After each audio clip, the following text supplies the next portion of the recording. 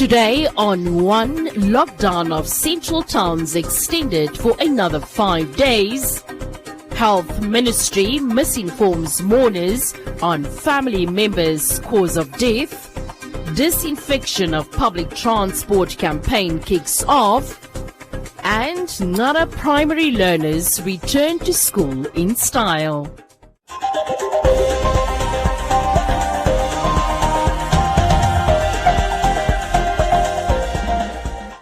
All 14 regions of the country will now be under stage 3 of the state of emergency, but movement restrictions for the 3 local authorities that are Windhoek, Okahanja and Rehoboth has been extended for another 5 days. Curfew hours are now to start from 2200 hours to 5 o'clock in the morning. COVID-19 cases now stand at nearly 10,000 countrywide as confirmed daily infections continue to decline. President Jacob announced at the 17th public briefing that movement restrictions in epicenter areas has been extended for another 5 days. The current moderate precautionary measures under stage 3 of the state of the emergency, which are set to lapse at midnight on Sunday, will be extended to all 14 regions of the country for an additional 5 days. Public gatherings have been increased from just 5 people to 50. Despite this, Jacob urged Namibians to avoid large gatherings and to remain home. Health Minister Kalumbi Shangola said the government has made progress in curbing the backlog of test results. We should be able to clear the backlog within the next few days. Thereafter, going forward, COVID-19 results will be released within a period of 24 hours. This is an important breakthrough in our response and preparedness. With respect to matters of quarantine and isolation, the pivot of our policy measures to allow for home quarantine and home isolation where conditions allow. This has provided relief to those who chose and were able to effectively quarantine and isolate safely at home. As a result, we have seen a significant reduction in the number of persons quarantined and isolated in commercial facilities, such as hotels, guest houses, and lodges. This is a positive development from the perspective of cost saving by government. Contact sports will not be permitted, but sit-ins at restaurants will be allowed. The selling of alcohol will continue on a takeaway basis.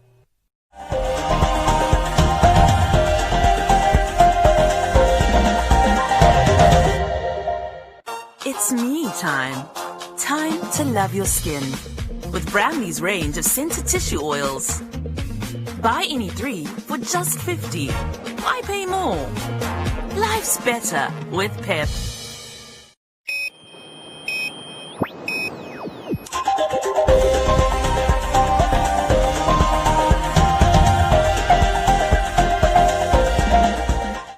Family of a well-known pastor who passed away 2 weeks ago were caught by surprise when they were informed by the Ministry of Health and Social Services on the day of burial that the pastor's death is COVID-19 related.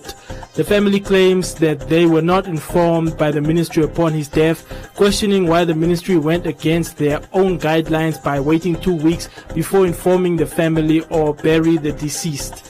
The COVID-19 burial guidelines stipulate that people dying of COVID-19 should be buried within 72 hours. Speaking not with necessary authority, but they want to bury him as a COVID case. What happened to 72 hours? That is the question. I don't have any problem with 10 people gathering or going into the cemetery. But I have a problem with keeping the COVID case for almost 2 weeks. Why? Is it true that it's a COVID case? And why didn't they swab the body and confirm whether it's a COVID case? The ministry was not reaching out to the family. It is only, from the side of the family when they called that they were being told that this is what's going to happen, this is what's going to happen, and so on. But it was not really forthcoming, from the ministry to say that these are the guidelines, these are the procedures that needs to be followed and so on. Yeah, so we, the family, went to see, the Ministry of Health. A group of family members and friends arrived at the Pioneers Park Cemetery early in the morning to bid farewell to the pastor, but to their surprise, they were locked out of the cemetery by the security guards. We are told because of the COVID restrictions, we are unable to bury him in the way we would. We were prepared to maintain the social distancing, and also, as you can see my mask, I'm only pulling it down because of breathing so that as I talk. But we are prepared to follow all the other restrictions. But we just feel that for a man of his caliber to be buried, it must be done with respect. This will affect the children, this will affect the whole nation, especially because of his position. Of whom Gavaseb was the president of the association. We describe him as a legend, an icon, and a man that worked in the community to change the life of so many Namibians. He was also a man who tried and bridged the different churches, bring them together as one body in Christ. He worked in so many areas countrywide. You will find him this week in the north and in the other week again in the other part of the country. After waiting until the afternoon, a group escorting the deceased arrived and managed to enter the cemetery. Today on, one spoke to one of the family members who said that all they want is for the late pastor to be buried in a dignified manner. We would really want to have a normal funeral. I know because of this COVID-19 there's regulations, but on behalf of the family, we would really love to have a normal funeral here, because it was a big pastor. It's not anybody's person. It is a president of the Karamatis churches, and he was an icon legend for serving the Namibian people and churches. So that's why, on behalf of the family, we would love to have a normal funeral for him. Friends are requesting the Namibian government to revisit the state of emergency regulations on how many people should be allowed at the burial and make it more accommodating.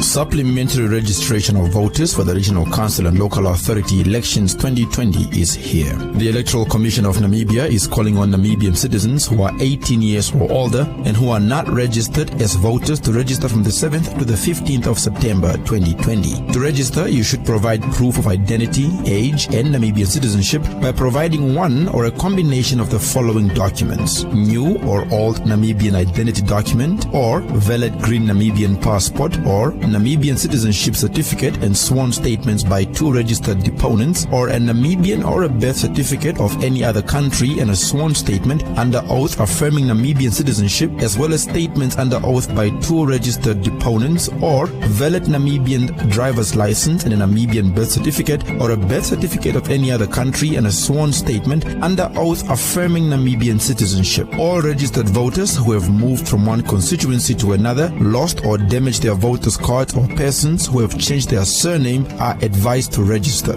Please go register to vote. Your vote counts.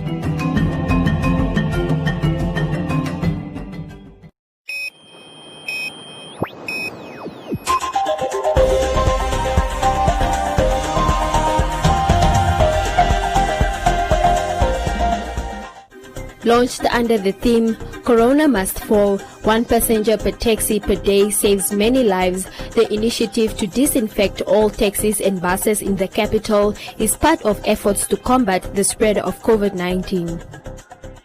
The campaign was initiated by Element Medical Suppliers CC in partnership with the Namibia Bus and Taxi Association and endorsed by the Ministry of Health and Social Services. At the launch, the governor of the Commerce region complimented stakeholders for the initiative, further urging Windhoek residents to be inquisitive on the hygiene of public transport and only board those that have been disinfected in order to avoid coming in contact with the virus. Corona must fall. 1 passenger per taxi per day saves lives. by my understanding of one passenger per day does not mean that you only take one trip, as if you are allowed only to transport one person, but rather to say price of disinfection, which is 14 Namibian dollar, is equivalent to the 14 Namibian dollar that the taxis are charging per passenger. Hence we are saying, paid at $14, you would have saved more life, but only by paying for one passenger. I think that must be understood. We continue to urge everyone to comply with our travel operation and the state of emergency regulation and the health and hygiene protocols.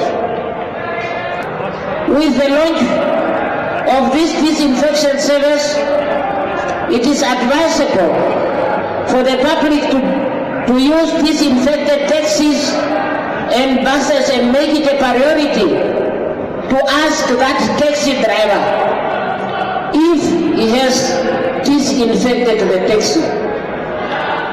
We are not terrorizing anybody, but we are looking at the health and the safety of the Namibian nation. When your passenger is asking you whether you disinfected, I don't think that person is wrong in any way. But that person is by all means trying to be safe within your hand and your taxi. And remember, the moment that individual has taken a ride in your taxi, it means that individual is ready to pay you and to have a ride with you. The mayor of the city of Windhoek applauded the campaign, saying that her office welcomes any initiative geared towards protecting the residents from contracting the virus. We know that members of the Namibia Bus and Taxi Association operate 24 hours a day, 7 days a week. As the drivers ferry residents around the city, passengers become prone to contract the virus, a situation which has become worrisome. As of the 12th September 2020, the national COVID-19 cases were standing at 9,108, with 93 deaths and 4,640 recoveries. We know that the cases are on the rise on a daily basis, but we also know that at least God is hearing our prayers. Cases are also reducing and death cases are also reducing, so we thank God for that. The campaign was launched at the Vernal Park taxi rank, from which it will be rolled out to other towns in the country. Taxis and buses will from now on be disinfected from Mondays to Saturdays at all 23 disinfection points in the capital. Thus, public transport drivers and owners in Windhoek are urged to register their taxis.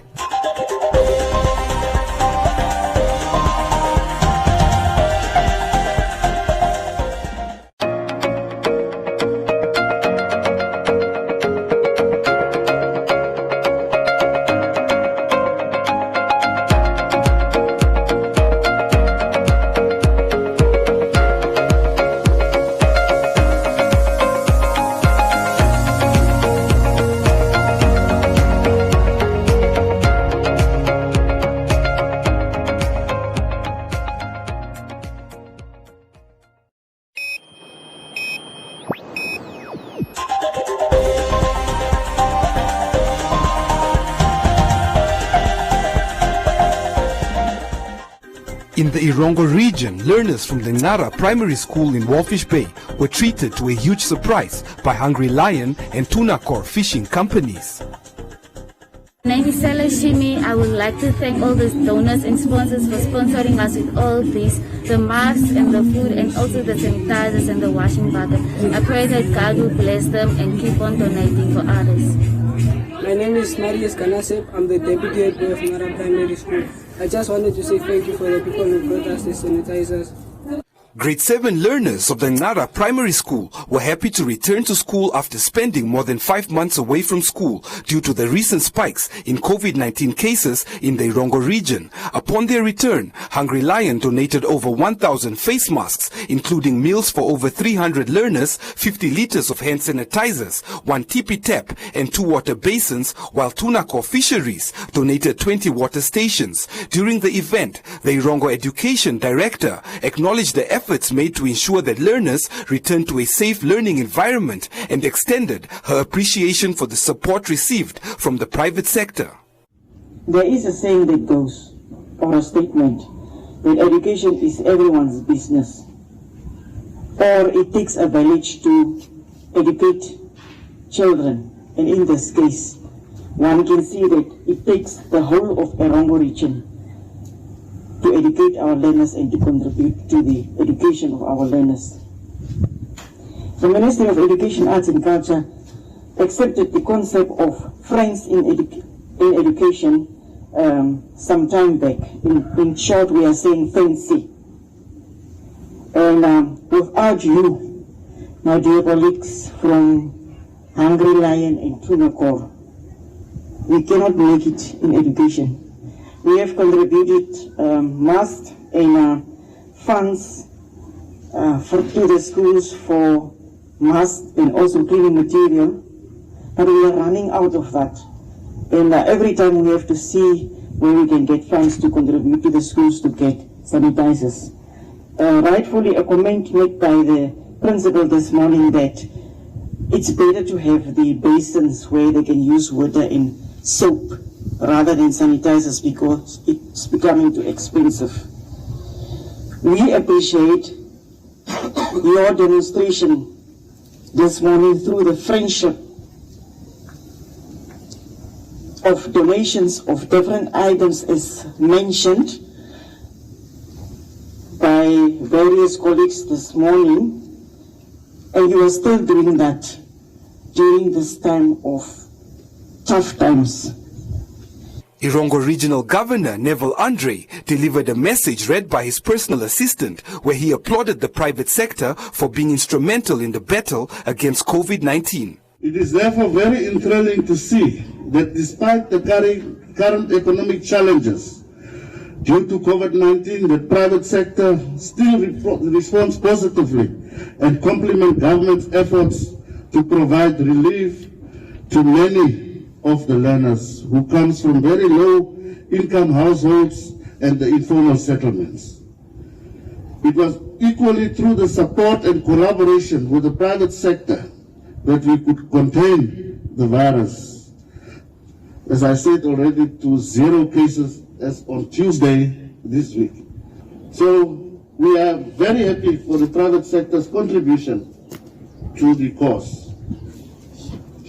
The virus will still be for us for some time, but we need to keep our schools safe by washing hands and sanitize, clean and disinfect door handles, desks, and other touch surfaces. The learners were also treated to an entertaining performance of the Jerusalema Dance Challenge by their teachers.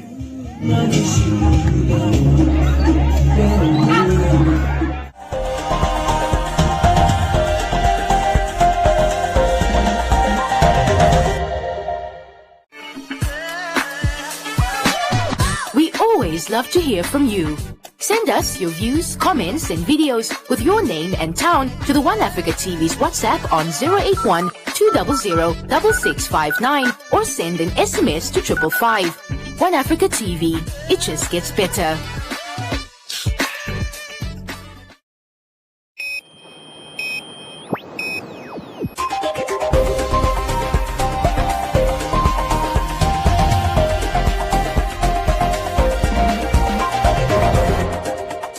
In other leading stories, Palms for Life Fund has donated 250,000 bars of soap to aid Namibia's efforts to reduce the spread of the COVID-19 virus. The soap recently arrived in Namibia and is being allocated to affected and at-risk communities through a coordinated effort by the Office of the Vice President, the Division for Marginalized Communities, Minister of Gender Equality, Poverty, Eradication and Social Welfare, and the United Nations Children's Fund. The soap is set to be distributed over the coming weeks to towns and villages identified as being most in need of resources to curb the spread of COVID-19. The first shipment of 6,240 bars of soap was collected by the Minister of Health and Social Services Environmental Health Practitioner in Tumkwe, Mr. Tara Shapange, and Assistant Project Coordinator for Tucson, Mr. Leon Samkhao. Tumkwe has experienced 2 confirmed cases of COVID-19 among the San community, and testing is ongoing in the area.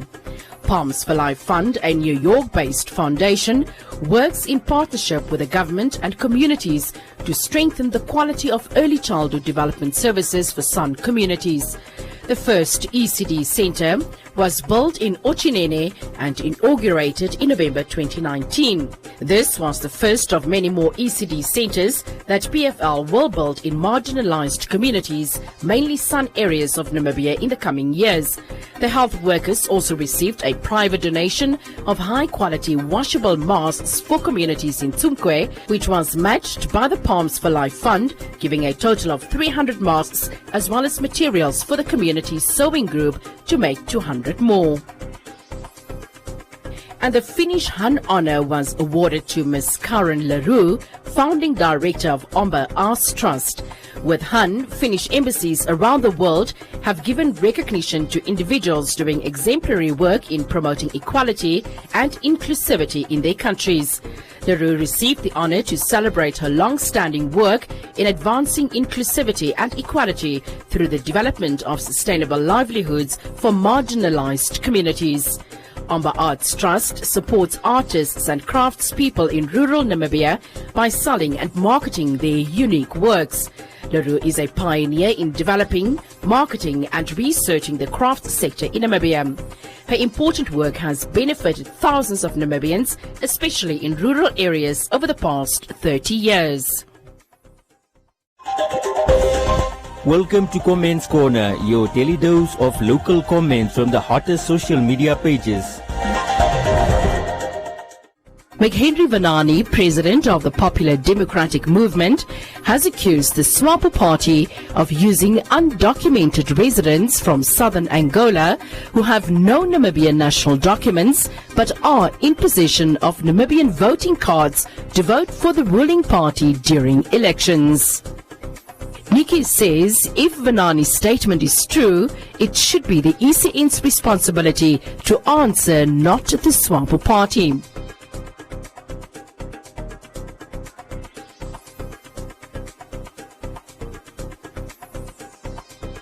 Moses says these allegations must be properly investigated. Christophilia says politics is a dirty game. Morgan says people should stop being issued with voter cards without Namibian identification. And Peters states that Vanani is a brilliant individual, noting that his accusations must be accompanied by evidence and not hearsay.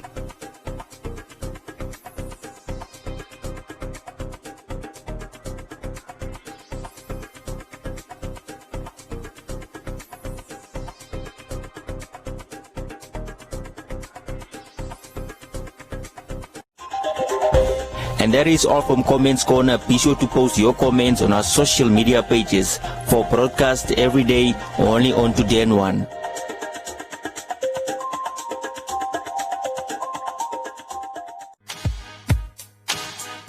This week on It's a Wrap. It is clear the regime has failed us. That is why we are sitting with missing 24 millions today. So with that, the opposition should be able to sit around to say, are we combating corruption within an institution like the municipality? And that also includes taking, if necessary, taking the ECN to court. We've already written a letter to the EC and to raise some of those issues that we want to have of electoral reform. For example, why is it that you declare a day of voting a public holiday, but you don't declare a public holiday on voters' registration?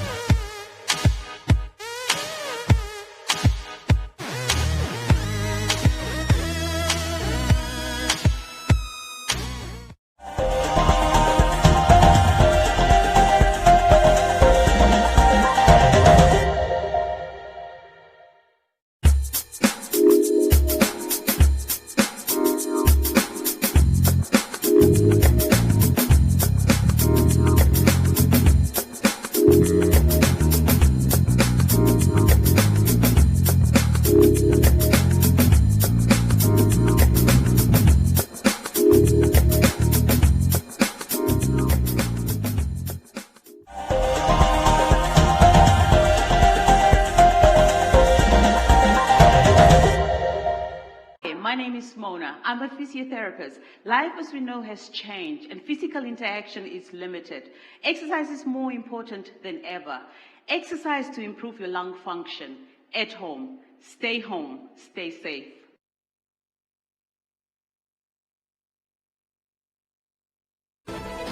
Win a share of 20,000 Namibian dollars. SMS the word VIBE to 10010 and stand a chance to win 2,000 Namibian dollars with the Ink Like a Vibe show. Watch the show on One Africa TV, channel 284 on DSTV, and channel 90 on GoTV every Sunday at 1800 hours.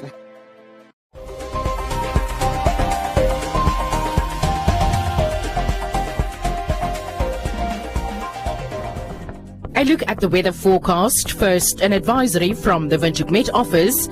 Fresh to strong winds are expected over the interior. The Namibia interior partly cloudy and hot in the south, otherwise sunny and hot but very hot in places in the north. The coast partly cloudy and warm to hot, and the wind fresh northeasterly to southwesterly.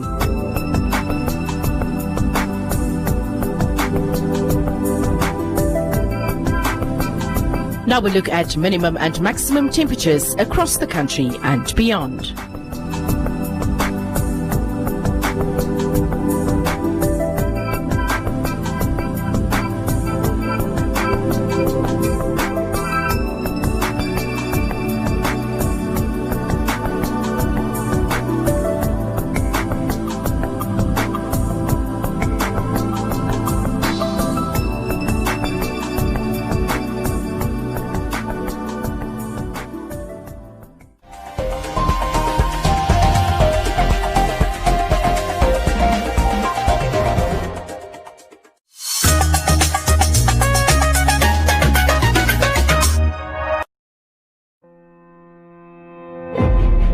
On the Gold Coast of West Africa lies the peaceful and diverse nation of Ghana.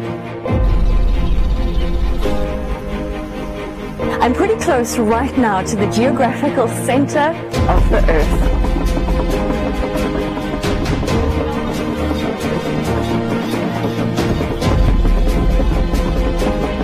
It is also one of the last pockets for elephants in the wilds of West Africa. Every country in the world just about has cattle, sheep, goats, horses, donkeys, but it's only Africa that has the real megafauna, the charismatic stuff which people in the rest of the world want to see. The passion that the staff have for the job. There's value to a bird which brings birders to a place like this. I mean, this is a birding paradise. We see an intrinsic appreciation and joy from seeing the wildlife out here, but not everybody does. You can't get to Moli and then will not be passionate about what we do, because you'll be the only one left. Everybody is passionate. The only worthwhile war, the war against destruction, the war against loss, the war for peace, for balance, for inclusion. It is out of my way. Buffaloes, elephants, tigers, atobis are still in existence. If money fails, then Ghana is without wildlife. Join me as we journey to the untamed wilderness of northern Ghana to meet these last defenders. The people within the law enforcement agencies don't really know you're talking about run antelope, somebody thinks it's just like a goat.